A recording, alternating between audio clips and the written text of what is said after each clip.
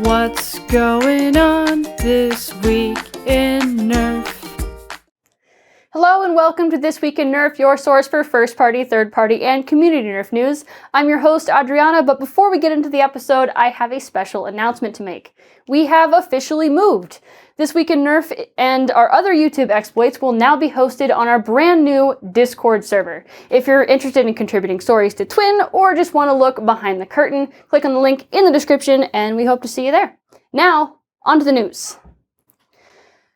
Alright, there is a lot of availability, and up first, the blaster that seems to make it into every one of our episodes as of late, the Mandalorian Phase Pulse Blaster. It's available.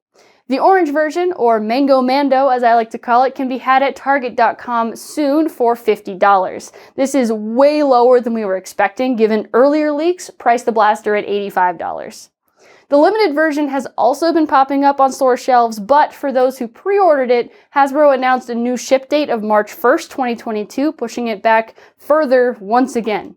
However, some users noticed that their pre-order dates appeared to still be set for earlier than March, and some, including us, have already gotten the blaster. So we're not sure if this new date only applies to new pre-orders, and our blaster shipped without any external packaging and was missing its outer sleeve, so, that's fun for a collectible. The Nerf Skeet Shot disc launcher is now available on Target.com and will be on Amazon.com soon. This cute little gadget launches foam discs up 6 feet in the air, left, right, or straight up for you to practice your aim on. The launcher comes with 10 discs and holds 3 and can be found on Target.com for $35. I still think the original version was way cooler looking though. Reddit user Ballistic Blaster Guy found the new Fortnite Flare on shelves at Target Canada. According to him, to load the blaster, you pull back on the hammer to open the barrel, then prime the handle in the bottom of the grip, jolt style. It's a little bit disappointing that it isn't proper break action like a sledge fire, but at least it fires mega, right? The Flare can be had for $16 Canadian, which is about $12.65 US dollars. Listings for 2 new D-Dart Gauntlet-style blasters have been spotted on Target.com, the D-Dart Cyclone and Blizzard. The Cyclone is basically the same as the standard D-Dart Tempest, but features a quick-change drum for speedy reloading. It comes packaged with 2 drums and 54 darts and does not have a price listed just yet. The Blizzard's a little bit more interesting. Instead of the usual ring of darts, the Blizzard cylinder has a bunch of tiny magazines that hold 4 darts each for a grand total capacity of 76 darts. For a profile as small as the Blizzard's, that's seriously impressive. If you want one, check out Target.com for $40. And if you want to know more about D-Dart's new offerings, make sure you subscribe because we've got an in-depth video coming very soon reviewing several of the new blasters, including the Cyclone and the Blizzard. Is Elite 2.0 muscling in on Alpha Strike's territory? We don't know, but this Elite 2.0 loadout pack makes a compelling argument. Found on Kmart Australia's store page, the loadout pack features 3 blasters: the Technician DS2, Qualifier Qs4, and Ace SD1. The Technician and Qualifier appear to be reshells of the Alpha Strike Tiger DB2 and the Fang Qs4, respectively, while the Ace is a Jolt. We haven't seen this pack stateside yet, but it is still available for 29 Australian dollar dues on kmart.com.au, and wow, Australia still has Kmart. And in community news, Manzan Designs has officially released the 3rd blaster in their collection, the Miscreant, a bullpup half-dart turnaround springer similar to the Orion Blaster's Lynx. The Miscreant features a brass barrel and optional custom scar and can hit some crazy numbers. With the K26, it consistently shoots over 300 FPS. A K25 gets about 290. It's crazy high. Like the other Manzan blasters, it's also quite durable. Jordan, the blaster's designer, has stress-tested the Miscreant extensively, though his methods might be a little unorthodox. If you're looking to buy, the Miscreant can be had for about $200 on the Manzan Designs Etsy or $217 with the optional scar. It's also for sale on Asian Armory, a new shop in our hobby, for $190, though they are still working out their hardware. Mad scientist Domachevsky is now selling beta files for his custom ammo counter, the Graf Zhal. Powered by 4 AA's, it works similarly to the Nerf Chrono Barrel, counting darts down from a number that's set by the user, and then reset with the press of a button after a reload. It also counts darts per second and has an optional muzzle flash mode, where lights up at the front blink each time a dart is fired. The Graf Zhal can be purchased for $111 from Domachevsky's Etsy, Genco Megaworks. Tauntacle's newest offering, the Extra Edge stock options, promises big returns to Conquest Pro users who want higher capacity and a stock attachment point on their blaster. Like the regular Extra Edge, this base plate extender adds room for 5 more short darts in your Talon magazines, but it also makes it compatible with any N-Strike stock. I'm looking forward to seeing someone running a chest rig full of stock mags. That sounds amazing. Thank you, Ton, for that mental image alone.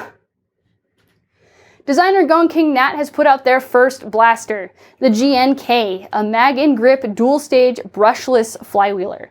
Like other brushless flywheelers, this thing is packed with features. It's got a solenoid-powered blowback pusher, space for electronics to allow select fire and flywheel speed control, and the files even include steps if you want to make your own modifications. If you're looking to build one, check out the Thingiverse page in the description, which features a full hardware list and a more detailed overview.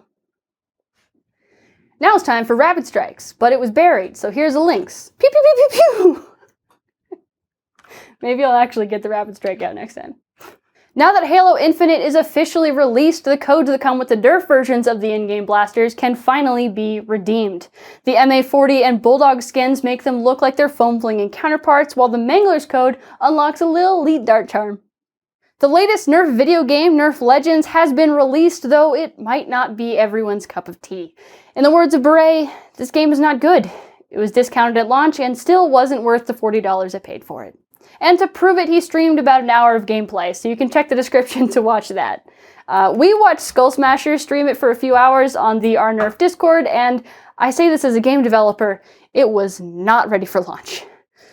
Oof. Yesterday was the first qualifier for the Dart Zone Pro Tour in Sanford, Florida. 6 teams fought for the top 2 spots, and our victors were Combo Number 5 in second place and Beef Squad with the big win. If any other teams still want a chance at the big prize, it was confirmed that you can try again at the last chance qualifiers right before End War.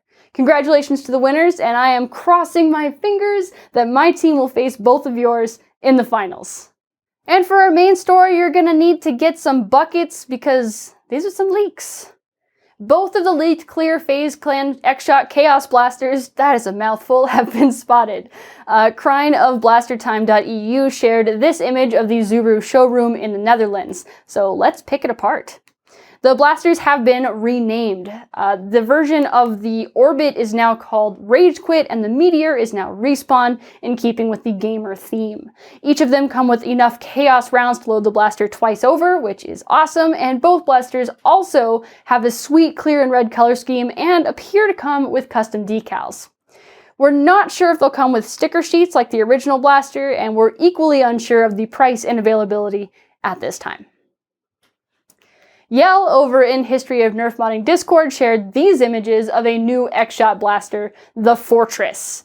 The Fortress appears to be a remake of the Turbo Advance, featuring a similar 40 dart drum. It has a similar shell too, with the biggest differences being a new main grip and a new pump grip. However, we don't know what the other side of the blaster looks like just yet, which is more interesting than it may seem. On that side, the Turbo Advance has a little lever that allows you to swap between the inner and outer rings of the drum. But some other blasters, like the Villainator and the Busby Tetrashot, use a similar plunger flipping mechanism, except they do it automatically each time the pump grip is pulled. So could the Fortress be closer to those than the Turbo Advance? We have no idea. And we also don't know when it will be available or how much it'll cost. All we have are these tantalizing, mysterious images. We've got a ton more leaks from JSNerf99 on Instagram. They shared not only these photos of the Elite 2.0 Eaglepoint RD8, but also its official description. The Eaglepoint is a bolt-action revolver blaster with an 8-round cylinder. It comes with an N-Strike scope and barrel plus 16 elite darts. It's also got storage for 8 darts alongside the attached stock. We don't know when it'll be available, but JS Nerf's description says it'll be 25 pounds. And they also leaked a photo of the Elite 2.0 Prospect Qs4 a while back, but followed that up with official images, pricing, and the description.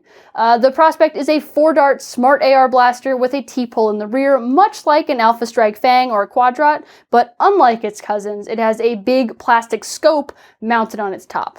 According to the leak, the Prospect can be had for 8 pounds, though availability is unknown at this time.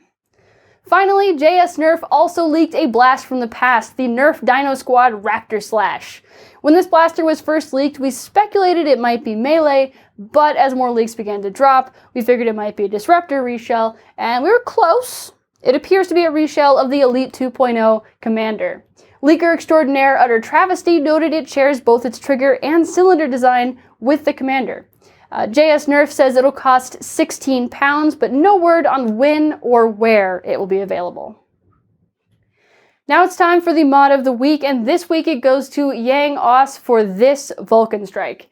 They picked up their discarded blaster integration from 2 years ago and gave it new life. The front end of a Vulcan is cleanly placed into a rapid strike body, and any visible seams are cleverly hidden by painted in damage. I'm mostly impressed by the Vulcan panel reaching back over the extended motor cover. That's awesome. And the insides haven't been neglected either. This blaster is powered by Neo Rhinos, Artifact wheels, and a Kelly Industries cage. As much as I don't like being reminded of all of my unfinished projects, I'm glad that this one got picked up to be shared with all of us. Thanks.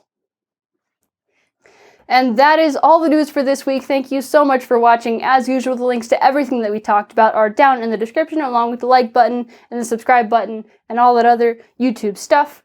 While you're down there in the description, you should definitely check out our new Discord channel. It has been supremely helpful already to have like complete control over how everything works instead of having one channel.